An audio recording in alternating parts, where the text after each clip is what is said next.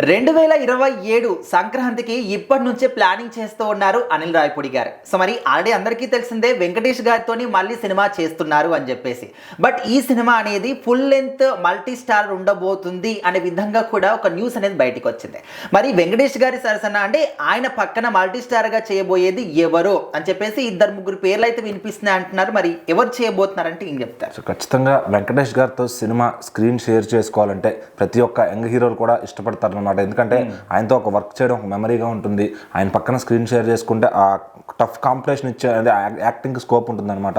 So అట్లా చాలామంది హీరోలు, యంగ్ హీరోలు, రామ్ గారు కానీ, తర్వాత వరుణ్ తేజ్ గారు కానీ, ఇంకా చాలామంది మహేష్ బాబు గారు, పవన్ కళ్యాణ్ గారు, వీళ్ళంతా కూడా వెంకటేష్ గారితో నటించారనమాట. అంటే వాళ్ళ గొప్పతనం కాదు కానీ వెంకటేష్ గారు కూడా డౌన్ టు ఎర్త్ ఉండి వాళ్ళందరితో పాజిటివిటీగా యాక్ట్ చేయడం.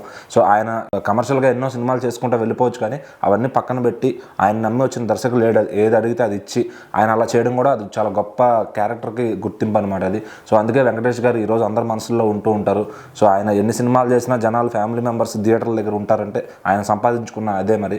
సో మరి అనిల్ రావిపూడి గారితో ఆల్రెడీ F2, F3 తీశారు. తర్వాత సంక్రాంతికి వస్తున్నాంతో సోలోగా బ్లాక్ బస్టర్ అందుకున్నారు. మరి నెక్స్ట్ 2027 సంక్రాంతికి కూడా సంక్రాంతికి మళ్ళీ వస్తున్నాం అనే ఒక కాన్సెప్ట్తో రాబోతున్నారు అనమాట. సో మరి దానికి టైటిల్ ఏం పెడతారో కానీ మరి ఆ సినిమా అయితే జూన్ నుంచి షూటింగ్ స్టార్ట్ అవబోతుందని తెలుస్తుంది.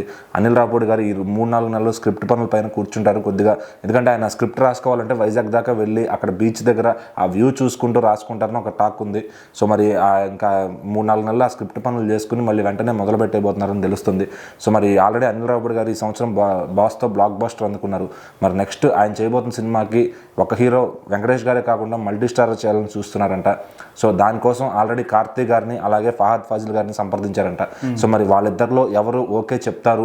ఇద్దరికి కథ ఆల్రెడీ వెళ్ళి అనిల్ రావిపూడి గారు ఆ పాయింట్ చెప్పారంట.